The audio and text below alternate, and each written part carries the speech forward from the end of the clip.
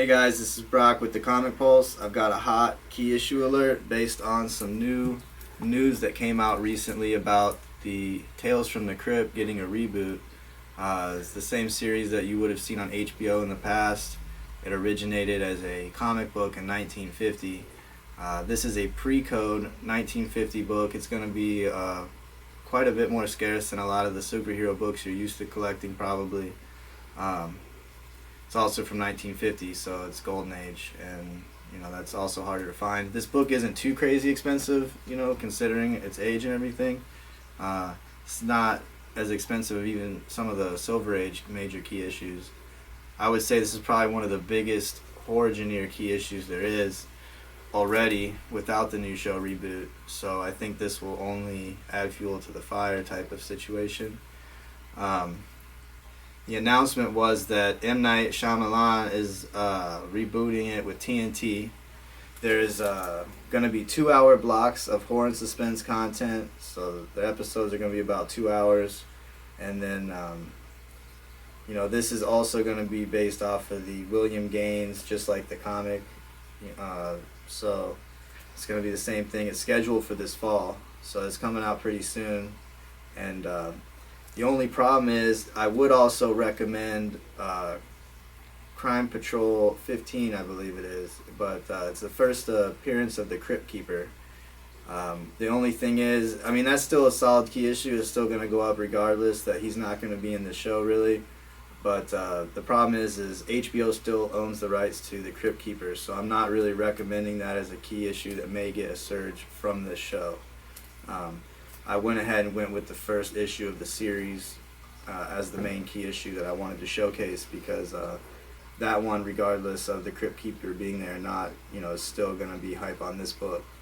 And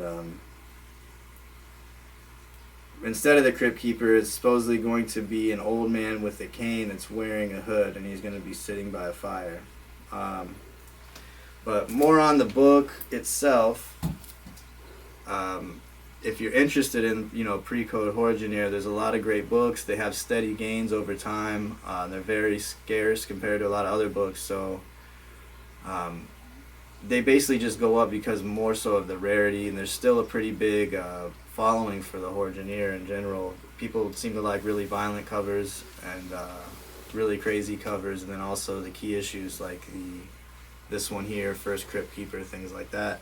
There's actually a book, Seduction of the Innocent, that came out. This actually was the reason they came up with the comic code authority, and you stopped seeing all the horror comics and the crime comics and everything, because this guy was basically saying that kids were starting to read these comics, and then they're starting to get more violent and do things because of the comics they're reading. So they went and outlawed all the crime, suspense type comics, and those were actually the bigger sellers, way more so than the superheroes. That was like the big sellers were all the stuff that they banned, all the violent stuff, anything with crime or horror, anything like that. And unfortunately, that almost killed off the comic book industry because of how much that deteriorated their sales. And then they made it come back in the Silver Age with the superheroes, with Marvel and everything. Of course, that story, how that went. But anyways, pretty interesting stuff. I definitely recommend looking into it. It's a pretty cool way of collecting comics. There's a lot of books that are still under $500 that you can count on going up in value over the long term, and they're pretty fun to collect, even if they're not going to move quite as fast as some of the major superhero key issues. That pretty much concludes everything I wanted to go over for today. I'll probably go over some more pre-code stuff in the future.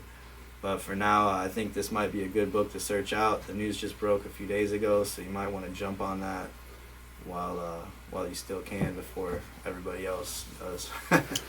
Talk to you later.